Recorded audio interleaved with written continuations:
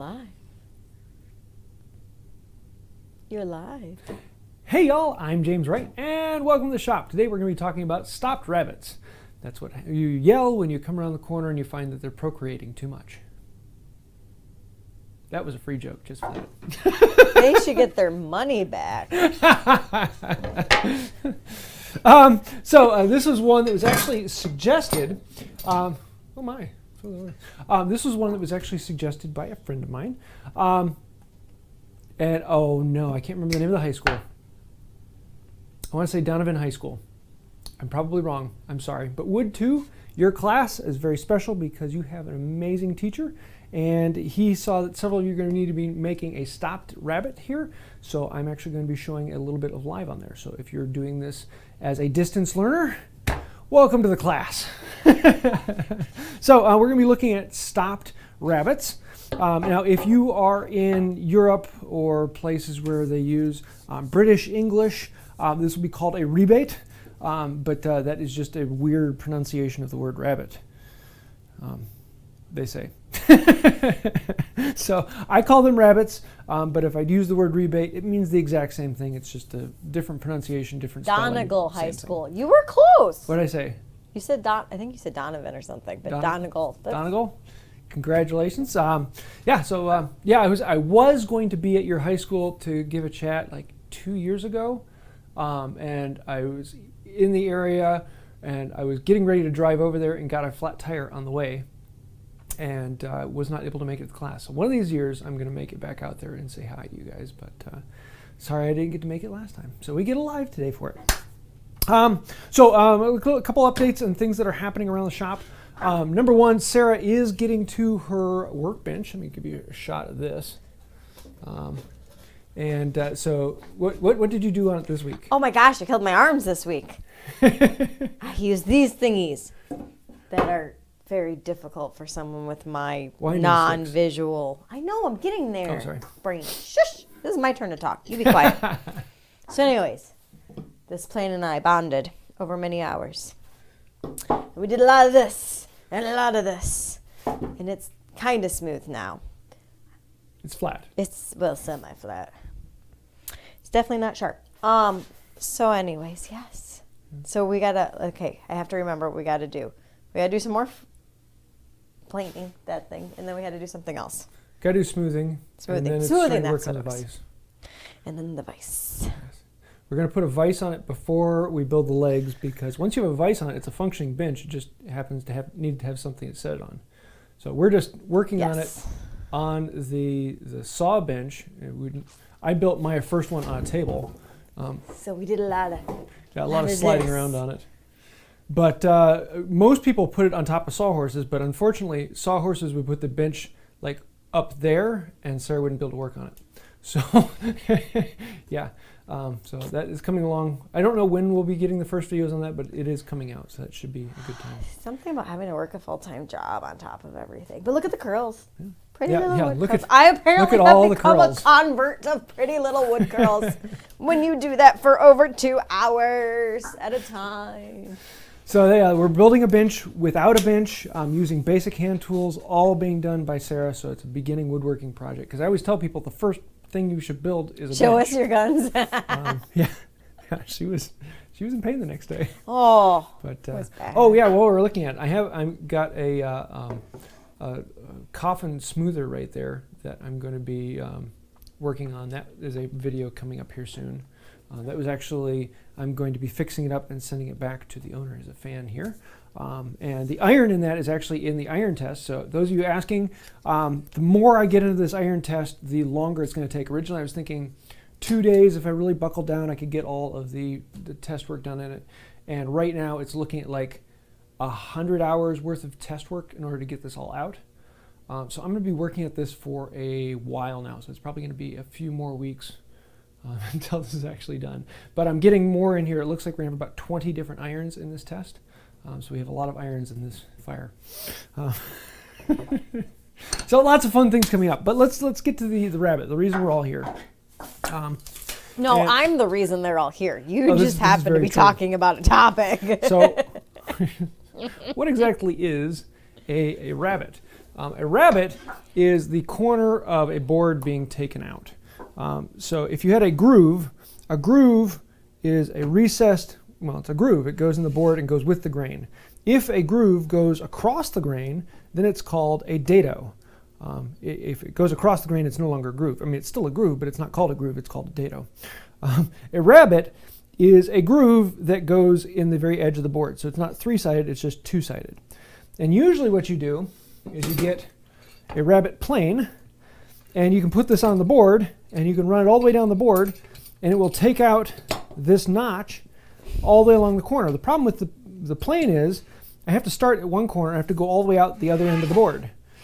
And if I want it to stop and not go all the way out the end of the board, I want it to stop here and I want it to stop here, that is a stopped rabbet. And so today we're going to look at that, and I'm going to make one on this side opposite of this one, and then I might end up doing one on the end grain, and showing a couple different methods, because it's actually a pretty quick and easy thing. Once you understand the basics, this is a lot of fun to work with. So, any questions before I jump into this? Well, Portman asked, have any more irons made it to the party? Yes, I got the, where is that one? The Clifton. Hey, that is a massively thick iron. The Clifton iron is huge. I've got a couple Hawks coming in. My Lee Nielsen came in. I've got 20 of them so far, so we'll see. But with how long this is taking, I might have time to get in a couple more because I'm shipping. So I've got several coming in from Europe. I even have one that's a Japanese iron designed for Stanley Bailey planes. So that should be kind of fun to play with. But yeah. So first thing we need to do is determine how big do we want this rabbet to be. Wait.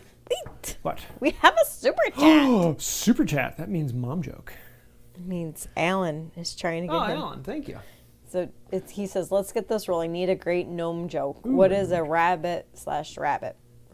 Rabbit, whatever. He said something taller than Sarah. Alan. And for that, you're going to get the worst mom joke in the list, which is... There are no worse mom jokes. This is true. I only tell awesome mom jokes. Okay, ready? I'm ready. So I made a playlist for hiking. It has music from Peanuts, the Cranberries, and Eminem. Do you know what I call it? Trail mix? Ah, you weren't supposed to get that one. Oh, I thought it was pretty obvious. Sorry. Aw. All right, I got to find a better one next time. Okay. You do I that. did not have as much time. I'm going to explain the first step, and then you can come back to it. Oh, no, you're fine. What we're going to do is we need to measure in how far do we want to go in that way and how far do we want to go in this way. And usually that's determined by some other board. So usually you have a board, if it's going across the grain, it would be housed into a dado or into a groove. But if we want to do a stopped rabbet, it would be something like this where we actually want it to run in which case we want the rabbet to be this far into the board. We want it to go down however far we want it to go down, usually about a half to a third of the distance down into the board. But because we're not actually measuring this one to a particular board, we can just imagine that we took our measurements off of the existing board and put them into a marking gauge. So I have one wheel here that can do how far in, and I've got another wheel that I can then put up for how far along, or how far deep it goes in. Here, let me switch this up because I'm out too far. Sorry about that. Focus. Oh. I should focus on what I'm doing. So one wheel cuts one way, the other wheel cuts the other way, and then we can come in with yonder little square. And I want to put all of these lines in here as much as I can. I want to mark them out nice and deep. So I'm going to put this on here. I'm going to mark that nice and deep. There's the stop there, and I'm just going to pick some arbitrary stop. Normally what I would end up doing is I would bring in my board that I want to house into it, and I'd set it on there, and I'd use reality, and I'd make a little tick mark here and a little tick mark on the other side. And then with those tick marks I could bring in the square and actually draw the line. Because I want to use reality rather than a measuring stick for where things need to go. So then I'm going to grab my knife and I'll put it into that same mark I just made, slide the square up against it, and now I can cut the down line.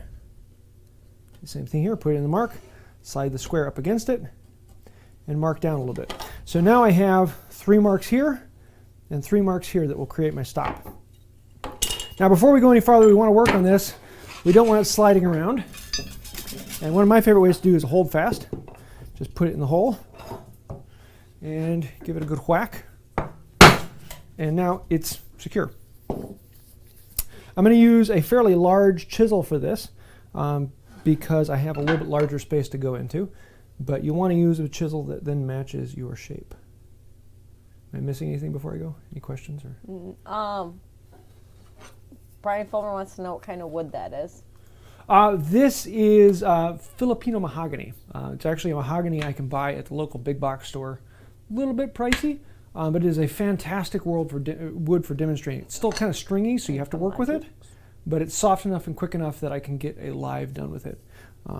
I would do it in oak, but I don't have any oak in my shop, so you know that's how it goes.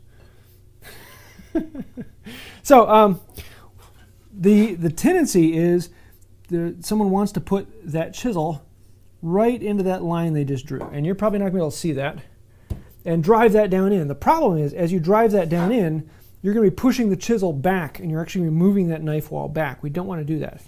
You could put it right into that line and then lean it back and hit it this way, but most of the time you're going to be running into a little bit of issue there. So I actually need to make this line a little bit deeper just so I can see it better. You're probably not going to be able to see it, even if I put a pencil on it. And I'm going to put it into that knife wall, that line, and then I'm going to move it away from the line just a little bit, just a 1/16 of an inch or so, because I want to keep that line nice and crisp and clean. And then just give it a light tap. I'm not going to hit it really hard. I just want to make it a nice light tap. Now if I wanted to, I could come in and actually turn it into a knife wall and chisel back to it. But I prefer to keep the actual cutting line away from that line, and we'll clean it up a little bit later. So we're actually going to chisel back here. I'm going to lean it a little bit so I'm keeping it safe. And once you do the first ring or so to get down in there, it's going to get much easier. Now I want to put it a little bit away from my knife wall at either end. So just a 1/16. I might zoom in here a moment so you can see this a little bit better. Tap that in. Let me zoom in on this point. Yeah, you're probably still not going to be able to see that line. They're all just very What's at a that? loss because it's not white oak, and they're the Knights of White Oak, not Filipino mahogany. Knights of the Peruvian. Okay, so are you trying to stay away from the line? I'm staying away from the line because I don't want it to blow out past. Now, once we get into this a little ways, then I'll work it back to the line. We want to stay away from the line as long as possible. So now we've done that, I'm going to come in here at the edge. I'm just going to shave down just a little bit. Just like that. And now we've got this slightly developed. So it's down a little ways, so we have a little bit of a wall that we can work with. I actually want to take this down a little bit deeper. So I'm going to bring in this chisel, and I'm going to put it into that same mark I just made, still away from the knife wall, away from the line. Same thing here. And then same thing here. Stay away from the line, especially on this back one. This back one, because you're going with the grain, it's very, very easy to push this line away. So I want to stay away from this back line as long as possible. We're going to just put this in here. Oh, I hit it too hard. I hope, did everyone see that? Just split out the end here. And that is a common mistake, which I made because I'm rushing. Whenever you're chiseling with the grain, you don't want to hit it too hard. And so usually what I'm going to do is I'm going to chop down 2 layers. And now that I'm down 2 layers, I can chisel in and not have any problem of having to chop it down further because I'm going with the grain. And so now I'm going to kick myself all day long for letting that split out. And so as I chop in on the ends, now I can come in and pare out without having to chop in on that back wall. And so I can use this. And I'm going to hit it a little bit harder now that I'm down deeper. I'm not worrying as much of it pushing that line around because we're deep enough to hold it. And then I'm going to wiggle out. So did you, and forgive me if you already talked about this, how did you decide how deep you're going to make it? Just arbitrary on this one. Okay, but okay, besides arbitrary in this case. Yeah, I talked about using a board. You talked about using that, okay. Okay, now I'm getting close to it, and I'm off, 32nd inch or so. Down to it, very, very close. And there's two different ways to do it. So on this one, I'm going to show you with the chisel, and on the next one, I'm going to show you without the chisel. So on this one, I'm down to the point now where I cannot take off anymore without going into that knife well. So I'm going to put it right into that line. So I'm in the line, and I'm going to run across. Just eyeballing it being level. Most of the time, it really doesn't matter if it's exactly level. On the next one, I'll show you to do it with a router plane. And now that I have this down to depth, I'm going to come back here with the chisel, and I'm going to put this into my line at this end, and I'm going to run it down. I'm going to put it into my line at this end, and I'm going to run it down. And then I'm going to put it into my line all the way along the back. And I'm just going to push it down by hand. I'm just shearing off fibers. Trying not to split that out anymore. I feel like a total idiot for that one. And we can come in and clean things up. If you really want to clean it up, use the corner of a card scraper. Smooth out the bottom. Don't worry about getting perfect curls. But you can use this to get in all the way around it. And now you've got a perfect, let me move this out. Focus. I don't know if I can focus that close. Ooh, there we go. So now I have a perfect 3-angled side stopped rabbet. And this is one of the joints that really sets power tools and hand tools apart. A power tool, they haven't made a power tool that can make a perfectly clean right angle 3-sided joint. You can use a hollow auger or what's the word I'm looking for, a hollow chisel, and that will get you really close, but it doesn't clean out the bottom. You can use a vibration saw, but that always leaves the corners a bit banged up and messy. If you really want a clean corner, there is no substitute for a chisel, and that's one of the things that I like. This is actually a little bit faster and easier than doing it without. So now, let me show you how to do it on end grain, and that's one that a lot of people are going to ask about. How do you cut a rabbet on end grain?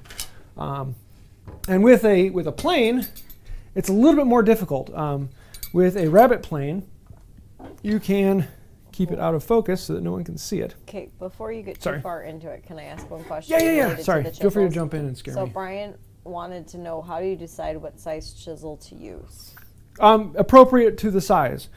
So because my rabbet is only a 1/2 inch deep, I used a 1/2 inch chisel. If it was 3/4 inch deep, I'd use a 3/4 inch chisel. Was the big one a 1/2 inch? No, my big one, this is my 1.5 inch, Narek Richter. And because I'm going along the length of it, now usually the stopped rabbet is not going to be 2 or 3 inches long. It's usually going to be 18 inches, 2 feet, whatever you're actually building in the back of a board. And so having a big chisel allows you to cover more distance faster. So the bigger the chisel, the easier. I've actually seen some people do something similar to this with a slick, which is a 3 or 4 inch wide chisel for timber framing. And so you can go along the back and cover a lot more distance. Whew. Having issues. Any other questions that might fit in right now? There's a question about without a fence on a rabbet plane, but you might get into that. Without a what? Fence. Yes, actually, that's one of the things I want to talk about. Actually, let's talk about, I've had a few questions recently about using rabbet planes. Let me throw these in here. And one of them is, how do you do it across the grain? How do you do it on an end grain? And most of the time, you take this apart. I rarely use my depth stop. Usually I have something that's telling me how deep to go to. I have a line I'm going down to or something like that. So I'm usually going to take my depth stop off. On this one I have a fence, and so I can actually set my fence to be at any distance in. And so this fence then determines how deep this rabbet is going to be. And then I also have this little device up here on the end. This is a spur or a nicker. Screwdriver. And this is basically a knife that will hang down in front of the plane and slice the fibers ahead of you. So this is not the screwdriver I want to use for it. screwdriver I want to use for it's not here, but I need to get a better one. Just a second here. Any questions while I'm getting this? Trying to find what I want. Let's see. Weldabar asked, how well does a multi-tool cut hardwood? Parentheses, to remove the bulk before the chisel cleanup. A multi-tool? That's what it says. I don't know what you're referring to. Can you clarify that? Well, where did my good little screwdriver go? Which screwdriver? This one? No. Is it a flathead? Yeah. I'll blame my kids. Well, let me explain it without that then. Yeah, I don't know what you mean by multi-tool. I mean, are you just talking like a knife? Yeah? If you can clarify on that. So, switch back over to this. So this has a spur that will stick down. And it's basically a knife blade that will, let me stick this out. It's a cordless something. What's that? It's something cordless. Like a Dremel? I don't know. A cordless E.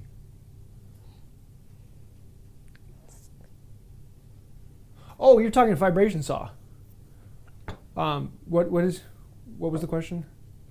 How well does it cut hardwood, such as removing bulk before the chisel cleanup? Yeah, no, chisel's much faster. It's okay with hardwood.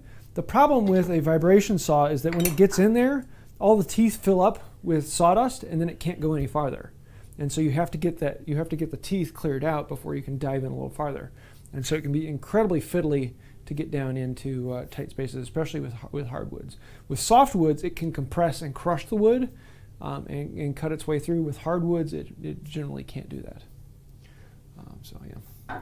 Okay, so spur, nicker, one of my favorite little things. It's a knife that then sticks down on the edge, and it sticks off with the back of the knife being perfectly flush with the outside of the iron. And so if I go along the board, that spur is sticking down and is going to cut a line in front of the board, in front of the iron. Now usually when you're going with the grain, it's not a problem because the grain will just curl up in front of the iron. But if I'm going across the grain, then it's going to, all those fibers that are sticking through are going to splinter and break, and I'm going to have all these ragged ends as the plane comes through. So what that spur will do is it'll actually cut the first cut, and it will make a slice through the wood.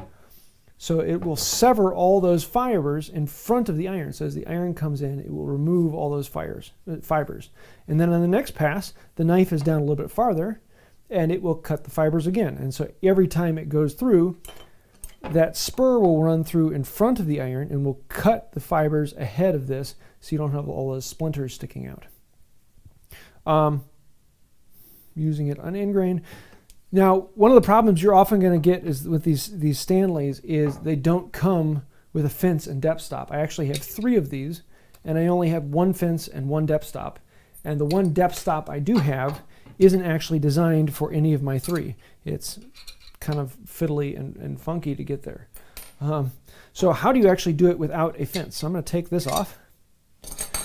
And there's a couple different ways. The most common way is to stick your fingers underneath. And if you stick your fingers underneath, your fingers then become the fence.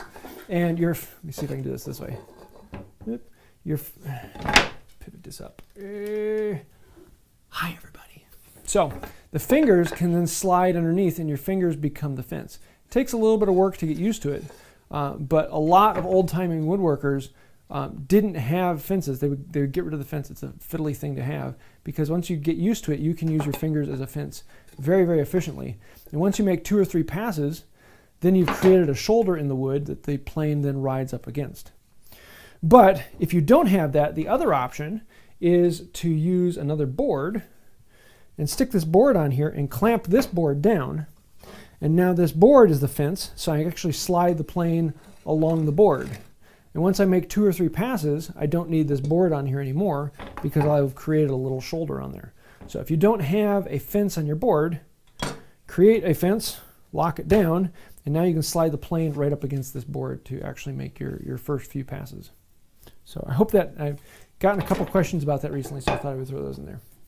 Any questions before I move on to ingrain? Related to this, no. Okay. Anything particular? Let's throw something wild in there. Well, Jonathan Haynie said one of his neighbors just cut down a huge tree and is having trouble getting rid of the wood and was wondering if you wanted some. He says, I think he's only like an hour away from us, so. But. Oh, my screw came loose. I wonder if you could post a link to the Patreon page. Patreon.com/woodbywright. There we go. Also, if you go to woodbywright.com, there's a whole thing on there for support Wood by Wright. But thank you for asking.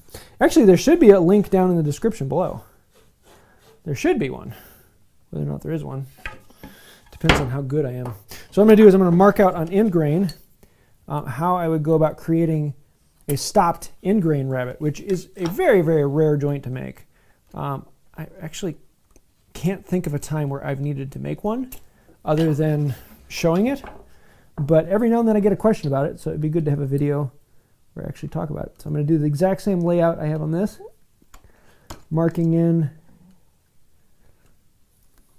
without slicing my finger. I'm trying to do it at a weird angle. Is there another question when I get this last one? Matthew Leigh just asked, or Leigh, sorry, how do you sharpen the knicker? Very, very carefully. You can either pinch it with your fingers and sharpen it that way, or you can get a pair of vice grips and crimp it right tight up in there, and actually use the vice grip as a honing jig, and it will slide on the back of the vice grip. I often do that same thing for spoke shave blades because they're small and hard to hold on to. But for a knicker, it's great to grab that on there. Okay, we got this set up. Let's cut one in the ingrain. Chat whenever you want to look at it. Oh, what's that? Tom West said, thank you, King James, of the goofy red island wood from a foreign land far away and shipped to a big orange or blue box store. White oak forever. Yeah, I have a pile of this on hand. I don't use it for projects much, but for demonstration's sake, it is a fantastic wood for that because it has a lot of the fibrous work, but it's quick and easy to work through, so I can actually show things in time. So I pull it out for that. Well, thank you, Tom. Does Tom get a dad joke? No, it's mom jokes. Oh, mom joke, yes. I'm like, what are you talking about? Dad jokes. Yeah, I'm going to try and set this camera up a little bit better so you can see this one a little closer. One of these days, we'll get a third person in here who can run cameras. I'll have to train my kids. That's really scary to bring them in here. Not that they're not in here every day. You have a mom joke, or should I jump in? I thought I had some good ones. But I'll do this. You stop me when you're ready. So what I want to do here is we're going to do the same thing. Stay away from the line. The nice thing is in this time, I don't have to worry as much about splitting it out. I want to be a little more careful, but I'm still staying away from the line. And on this end grain, I'm going to be spending most of my time working on that. And in this case, it actually just blew out a large chunk. I hit a little bit harder, but that is perfectly fine because it's only blowing out chunks where I want it to be. And then here, I want to stay away from the line on the end here, but here's where I want the problem of I don't want to split it out. So I'm going to hit it very lightly because we only need this 1 or 2 times until we've developed that wall, and then it holds itself together. And then I can come in with the chisel and the end grain. And so it's going to feel very, very similar to what we just did, except for we're worrying about split out at 90 degrees.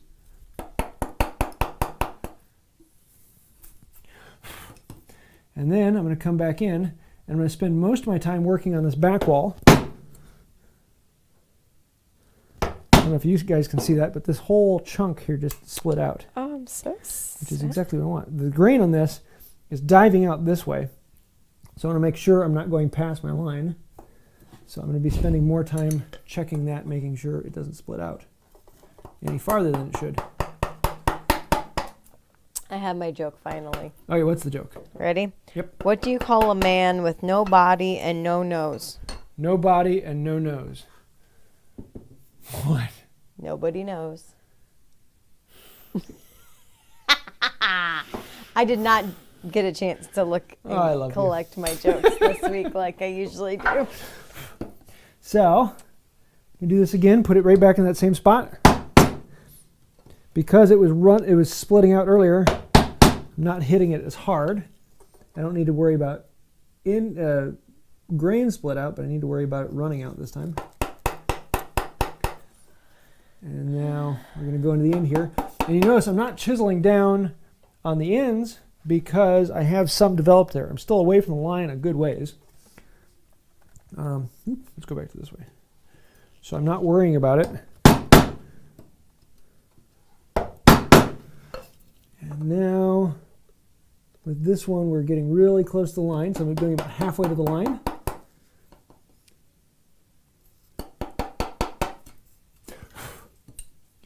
And this one, I'm just going to tap it down.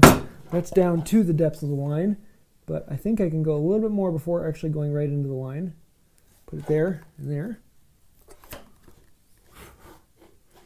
And on this one, I'm going to bring in the router plane and show you what I do with that.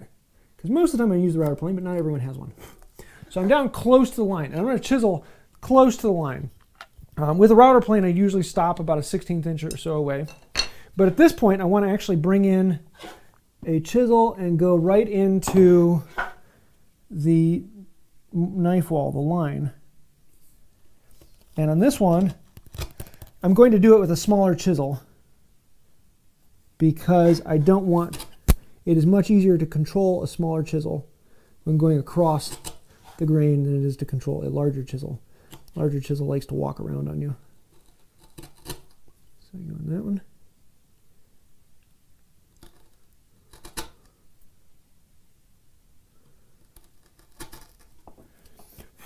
Spending my time making sure I get a nice, crisp, clean back.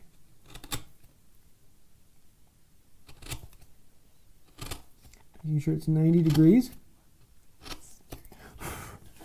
Now we can go into the end.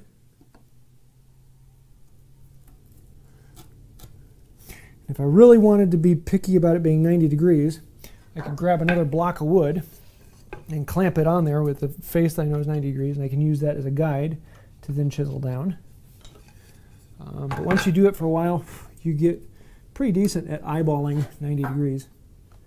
Now we can clean this up a little bit. Go into the end here. Don't sneeze. Just like that. Now, I'm going to grab my router plane. And I'm going to loosen this up and adjust my depth stop until I'm a little bit above the line I want. Put it there, lock it down. And so I'm making sure I'm actually using this as the marking gauge. So I'm looking down through the hole and I'm putting that iron, putting the corner of the iron into the line I drew. I'm actually going to put it a little bit above, and then we can use this to pare it out.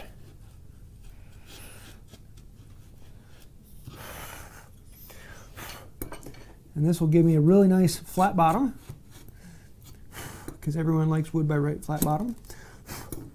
And now I'm going to loosen it up. Just going to give it one little turn. Should take it right into that line. And there we go. Now, when I'm going out like this, nothing is supporting this side. So I want to make sure I'm putting a lot of pressure over here. Same thing if you're going to be doing tenons. This, you're putting pressure down. This one isn't putting any pressure down. I'm just going to pinch this handle.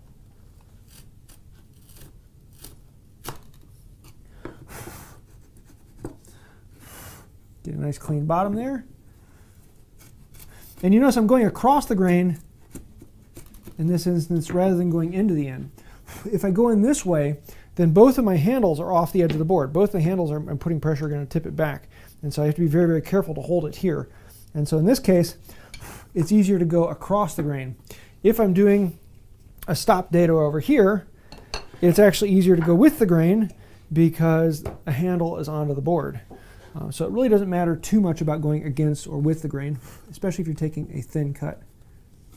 And then grab our card scraper.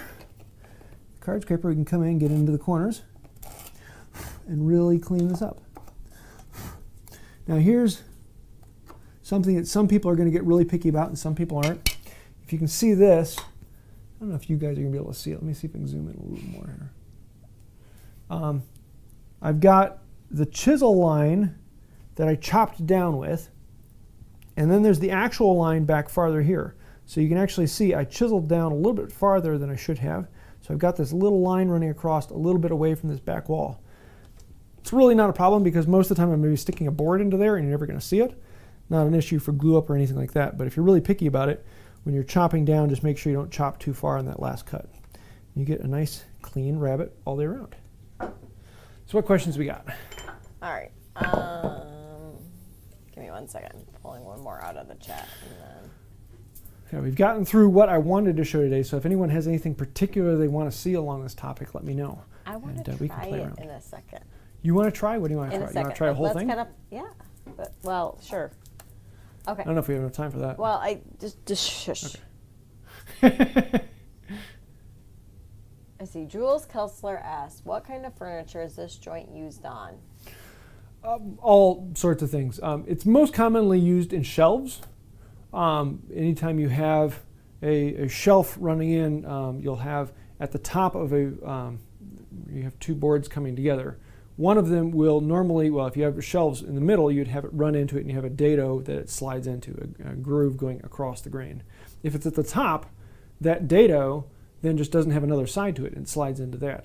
And if you don't want to see the board running into it, you would stop that rabbet so that you don't see the as it pokes out the front of the shelving unit, you don't see the joint itself. And so you would stop it back a little bit from the front so that you don't actually see the rabbet. Very common for the shelves coming in the middle to have a stopped dado, so as the shelf slides in from the back, you don't actually see the rabbet, the dado cut into the vertical piece. For Donovan High School, and those of you watching, Donegal High School, sorry, Woodshop 2, you guys are going to be making a shelf, and so there's a floating shelf, and it has two gussets that come up to support it, but then there's also a back plate, and those two gussets and the back plate will all get housed up into the shelf. And so you'll have two dados that have to go all the way through. Those are pretty easy. But then there'll also be a board at the back that has to get housed in, and so that ends up being a stopped rabbet that runs into either end. So it's there's mostly for shelves, but you may end up finding it in other places and other things. Joints aren't furniture specific. They're just where boards come together in different orientations specific. So, yeah. It's like their own meetup groups, hangouts. Wood by Wright lives. Anyways, Tiny Woodshop wants to know, did you sharpen the chisels before the live? I sharpened my 1.5 because the last thing I used it for was some timber work. But the half I haven't sharpened in... Actually, I think I sharpened the half yesterday. So, yeah. I'm usually... This is the most used tool in my shop on average. So I'm usually sharpening this every day, every other day, or several times a day if I'm in here doing several things. Let's see. Fenn says, I have a question for James. Obviously, he has the class and judgment to use a lot of refurbished pre-war planes. I use many of those as well. What is his opinion of using those versus new higher quality? It's really just a personal preference. You're not going to find old planes that are absolutely better than new planes, and you're not going to find new planes that are absolutely better than old planes. Some people really like just having something that's good, ready to go, and has a new manufacturer you can talk to if you have problems. That's a great benefit to a lot of people. To me, when I first got going into it, it was all about price, and usually the cheapest, most cost-effective way to get good planes is to get an old antique, restore it, refurbish it, and get it running again. So that's why most of my tools are antiques. I don't really buy a lot of new things unless there's something particular that came out that is just head and shoulders above the rest, like the Nerix Richter chisels. These are just incredible. And so that's why I've recently switched over to using those. But most of my tools are antique. My panel saws are all antique. I have a couple of the Veritas back saws. Again, when I first got into it, Veritas back saws were basically the cheapest way I could find a back saw that was decent. And finding antiques are usually just as expensive as the new Veritas saws, and that's why I got those. But yeah, most of mine are antiques because I'm a penny pincher for a lot of things. So, yeah. At least that's what he'll say while I'm in the room. No, he really is good about deals. All right. Is that a super chat? It is. So, Aaron, we just asked his question, and he wants to say thank you for scraper advice that you gave. But he did add in, do you think that the blade thickness is important? On the question, with the planes. Does that make sense? On the planes, what question are we attaching it to? The one we just talked about with new versus old? Yeah. A lot of people are really going to put stock into new thick irons. I really don't follow that one. Most of mine are original irons. The Stanley irons are a bit thinner. And I don't have much of a problem with it. If they're tuned up well and they're sharpened well, you're not going to have any issue with chatter. And so I really don't have an issue with that. But there are a lot of people out there who absolutely swear by thicker irons. And if you're that way, then go for it. In the iron test I have coming out, I'm actually comparing 20 different irons, and I have them that I'm getting ready to put out. And some of them are incredibly thick, and some of them are just as thin as the original Stanleys. So I think the consensus is that a little bit thicker than the Stanley is a good thing, but I really haven't noticed that much. It's one of those things that it's a very personal touch. So if you like it, then great. But most all the new ones are thicker than the original Stanleys. So, yeah.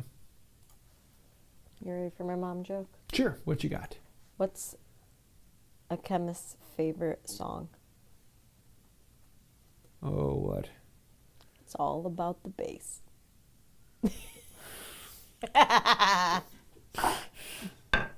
Got it. I don't know if that's actually the title of the song. It's like the only line of that song I know.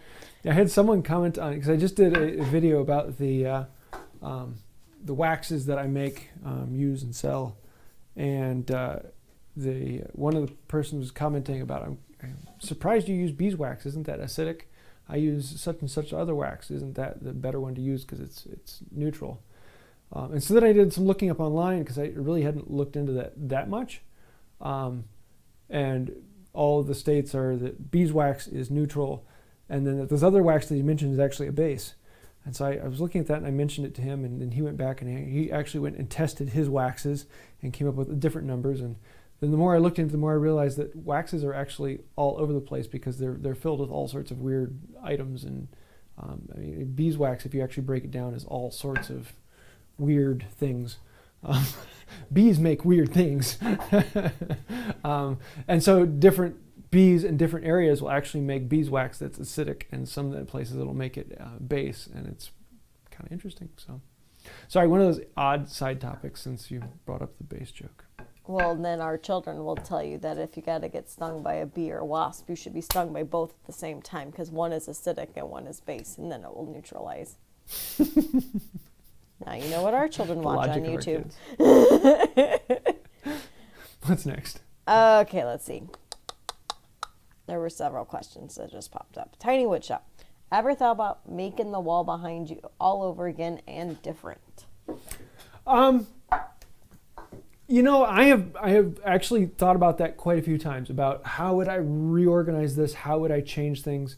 And I honestly can't think of anything like, ooh, you know what? I really like the saws to be over there, planes to be here, or files to be there. Or I have not found something that is intriguing enough for me to want to try it. This is incredibly comfortable for me and is very, very functional. If I were to buy a new shop somewhere else and rebuild my shop, I would probably have this exact same wall and this exact same setup in that new place because it's very comfortable. I know exactly where every piece is. I know if I turn around and grab this, I'm going to be grabbing my large handsaw with big teeth. Oh, I was off by one. I need this one. But I mean, everything here is, it's very, I'm used to it. And so no, I don't think I would change anything because it's designed for me. Now, do I say that this is the best design? No, because everyone's different. Everyone's going to want different things in different places. Yes, this is the right way to do it. Ooh, but that I'm actually going to be I had people asking me to make the Christmas puzzle again this year. So I'm going to be, it's one of my tasks for next week is actually starting to work on that puzzle. So for those of you who don't know, I turned my back wall into a 1,000 piece puzzle, and I do a limited run selling those. So stay tuned. Still my favorite puzzle. It's a lot of fun because I can pick up any piece and I'm like, ooh, yeah, I know what that is. It goes right there. What's next? So you remember you were wanting to look up that page on Facebook, that group? Oh, yes. I ran across, a friend of mine contacted me and said, hey, have you seen this group? I can't remember the name. What is it? Is it Can I Have It? Is that what it was? Can I Have It? I just got out of there. I think it's Can I Have It? I think it's Can I Have It. Because there's two groups. There's Can I Have It, which is a hand tool woodworking group, and they talk through things. Yeah, Can I Have It? There's some sale in there. And then there's Can I Have It tool sale and auction, which is a really, really cool group. And for those of you who don't know, I have a website that is called handtoolfinder.com, and it is a compilation of every Norton source I know of to buy antique hand tools. I have a map of known locations around the world with antique stores, with stores that are dedicated to tools, with tool meets, with other things that happen occasionally. It's all pinned on the map. Then underneath that, I have a group of online sellers. These are online sellers that are dedicated to selling antique tools. People who I trust, people who I've talked to, people who will give you good tools at a decent price. Then below that, I have collectors groups. So a lot of the organizations like Midwest Tool Collectors and groups like that that are clubs that are dedicated to tools. And then underneath that, I have a group of groups like Facebook groups and Discord groups and things of that nature. And there's a new one that just went on there that is one of my favorites now. Can I Have It tool auction.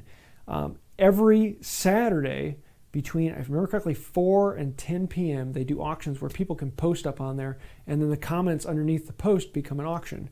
And some of the prices on there have been downright crazy good. And so it is a fantastic place. If you're looking for tools, it's well worth it. And then during the week, they have regular sales where someone can post something up and say, hey, I'm selling this for $20. Who wants to buy it? And then, of course, there's shipping involved in that. But it is a great resource because they show pictures of it, and you're talking to someone who knows about tools, and you can ask, is it missing such and such a screw in that weird place? And rather than being an eBay seller, it's like, I don't know what this is. I'm calling it a planer. I'm selling you an old planer, antique. It must be worth $500. There'll be someone there who actually knows rather than on eBay where you're pulling your brains out. So yeah, definitely take a look at that. I didn't get a chance to put a link in the description. If someone can put it in the chat, I will make sure to throw it in the description later. Did. You did? Oh, you're awesome. And for those of you who don't know, I talked about it on the Hive Mind. So there's links on there as well. So I was excited about that. So. What's next? What makes you giddy? Tools. And for all of those who buy tools due to my recommendations or groups that I send you to, I'm sorry, you can come share my doghouse anytime.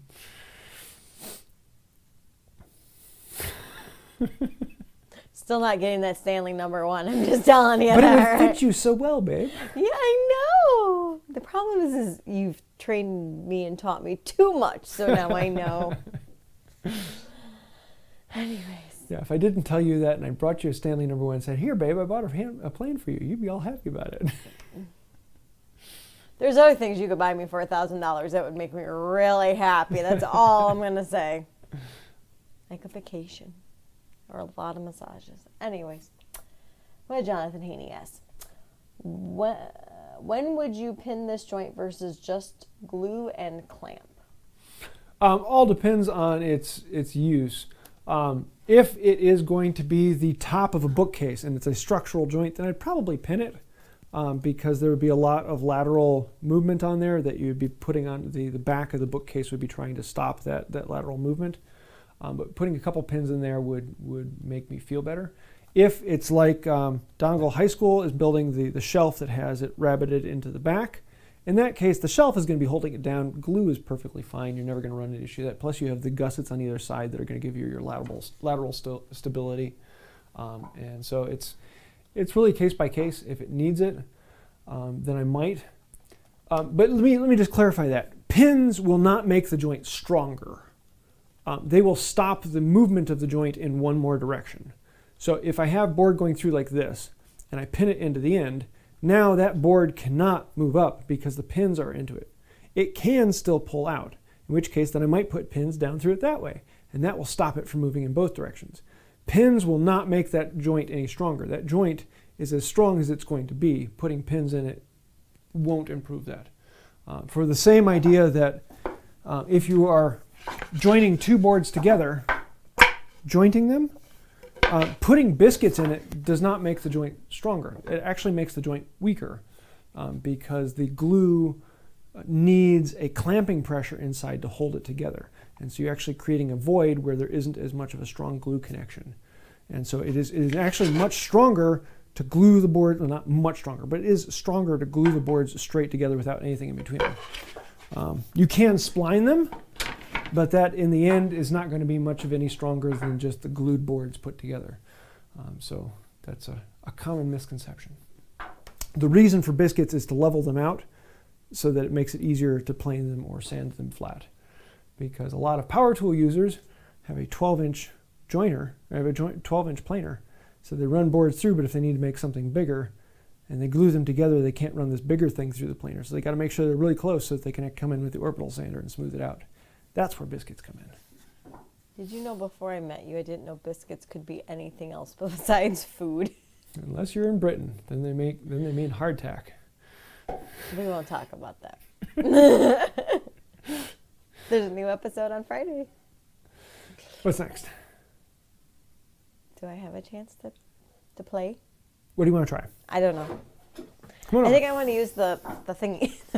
You want me to actually set up a joint for you? Just a quick. I want to see. Right. Let me actually just do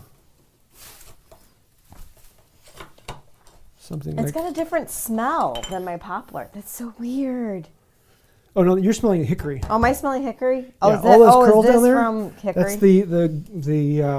That's the plain iron test, because the plain iron test is going to require creating 24,000 shavings, which comes out to the equivalent of 5 board feet. And so I was looking at the price of buying 5 board feet of lignum vitae and realized that was going to cost me like another $400. If it probably more than that actually.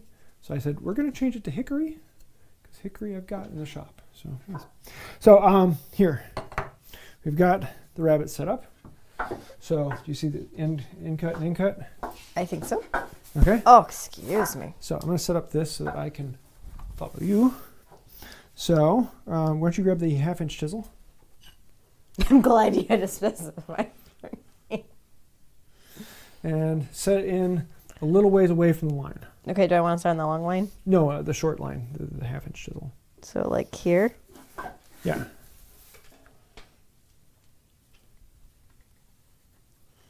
Okay, mallet. My arms are not that long, just so you know. Ready? Yes. Do I want to go harder, deeper? Oh, no, you're right into the line. I was away from it when I started. Well, that's what happens because there's a bevel on it. The chisel will want to move into the line, so you actually want to put it like here, away from the line. I can't see around your fingers. Sorry. Oh! A good 1/16 inch away from the line. That is way more than I was guessing. You can't tell that. Well, that's actually one of the reasons why we'll have the beginner woodworker in here, so that we can see some of these realizations. Really? Ready? Yep. Come on, hit it! Hit it! This is not my bench height. Then turn around and put it on this side. Okay, so like this far away or farther? Maybe a little closer. And if you want it closer, what you can do is actually walk the chisel. I did. Like that. I think we're about That's like where I set this one up and it went in the hole. Well, then if you have a problem, you can lean it this way to drive it away from the hole, or away from the line. Ah, I see why. As you hit it, it ended up walking closer. But yeah, you got the ends. So now, set this up, get a little ways away from the line. The thing is huge compared Yes, to me. it is. Okay, but I want to walk away. So like here? Yeah. Oop, now you're driving it because it's... Now you chiseled right into the line, so you're good. So then slide it over a little bit to right there. See, you do it and you make it look easy. Now try and pair it. Actually, move these because you're not quite to the edge. But grab the big one. You need the big one. One big one. One big one. Name that movie. One big one. All right, now pare it down. So you want to put it in. This is where I'm like gonna curl it. But we won't bevel up. And put the iron into it, 1/16 inch down, just a little bit. Like that? A little higher. Right there. And then both hands on it like a golf hold. No, the one on the handle, because you want to actually wiggle it in. I know. I'm trying to. This is not ergodynamic. You want me to show you first? It's something that's easier to show. Because I'll set this one on here, and then. Oh, I think I was trying to cut too deep. Like that. Here. Yeah, I think I was trying to go. Whoa. Lose a finger. Episode. It's a good thing she's a nurse.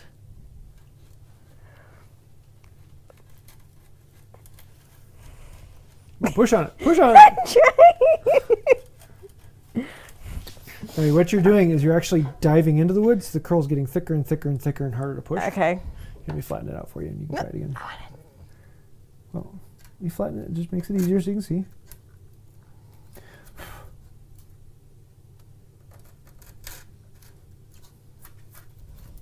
Try it again.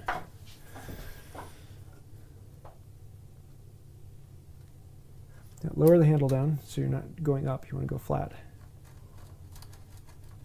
Like that? Yeah, a little lower in the handle. There you go. Yeah, that's all you need to go. Yeah, you make it look so much easier. We won't take up too much of their time. I'll be here forever. So now that she can get back and actually see what the chat was talking about behind her back, she knows it could feel like to me all the time. Get the step. Oh, I didn't bring the steps though. Yeah. Do you have a question from the list before, so you can go back and read? Let's see. Matthew Lee had asked, "Is a small router plane worthwhile?" Because and then he wrote sole size 4 by 2 inches. I have 2 small router planes, and I've had a couple times where I wanted to use them, but I haven't. They are nice to have, and there are a few times, if you're working with small decal things or small hinges, these are great. But there's always been one or another reason why I haven't used it, and I usually end up using my full-size router plane with like a 1/4 inch cutter in it. But I have an 1/8 inch cutter, and I want to actually clean it up because it's a pretty bad cutter. If I had the 1/8 inch cutter in here, I'd probably use this more. Or I would probably use it, but no, it's not something you need unless you have a specific thing that needs to be that. And most of the time I'd say it's actually better to get a 1/4 inch cutter for that, unless you need something smaller, in which case then a smaller router. But yeah. What's next? Uh-oh, she's smiling. They're talking about how massive the 1.5 looks in my hands. Now we know she's teaching the kids to drive. No, Sarah is not teaching the kids to drive. Oh, we're almost out of time. Yeah, I know. Okay, I have 2 more questions. Two more? I'm sorry. All right, let's do those 2. Okay. Unless someone throws up a super chat. So Ronald White had asked, do you find the WorkSharp worth it or just hand sharpening? The only reason I have the WorkSharp is for doing my chisel and plane iron tests, because I can get a repeatable exact angle on every one, and I can eliminate any deviance or variance from from doing it by hand. So for my day-to-day use, for the tools I use, I do not use the WorkSharp. I just do it by hand. The only reason I do it by hand is I've spent the time to get good at it. It is a skill you have to learn, and for most people it takes years. You can get close to it pretty quickly, but actually being able to get a very quick, repeatable blade on it every time with just a few seconds work and you're back at work, that takes a while to learn. It's a skill. And until you get that, doing it by hand takes longer, in which case a WorkSharp is really nice. But if you use the WorkSharp, then you're not learning the skill. So it kind of depends your thing. If you want to learn the skill, then don't rely on the WorkSharp. Force yourself to use it. And yes, you will get some bad cuts from time to time, but eventually you'll learn and you'll get that muscle memory you have to get in order to do it. So yeah, I don't use it day to day, but for tests and results, I do have that. The one place where this does come out is if I need to flatten things. Like if I'm working on my molding plane irons and I need to flatten the back or I'm restoring something, this is fantastic for flattening things. Works through it really, really quickly. Very, very, very, very good for that. Otherwise, you're going to be flattening forever on sandpaper. So yeah. What's the last one? All right, so last question. Krischen Allen asked, I don't have any wood chisels. What would you suggest? The best wood chisel on the market is the Nerix Richter. I just did a chisel test recently, and so that's why I'm saying this is the best one on the market, because it was the one that came out on top of the chisel test. And that's actually why I bought these, because up until then I'd been using another set. And after doing the test, it convinced me to buy them. But yeah, there are all sorts of other things. I definitely say go take a look at that chisel test video. And I have a spreadsheet that you can download, and you can put in your own parameters. What is important to you? Is it edge durability? Is it sharpenability? Is it price? Is it hand feel? Those are all characteristics that are different for everyone. And I have in the spreadsheet, you can actually put in different values that, for me, hand feel is really important. Price is not that important. Durability is fairly important. Hardness is not important. And so I put in those parameters, and then it spit out that this is the best chisel. If you change those parameters, you might get something different. So that would be what I would highly suggest. So yeah, there's that. I think that's it. Am I missing anything? No, I'm sorry if we didn't get to your questions, but it's 9:02, so. Yep. If anyone has any suggestions for future projects and live videos, let us know. But I think that'll about do it. So until next time, have a wonderful day. Bye. Oh, I gotta hit the button. I'm holding. It's okay. Okay.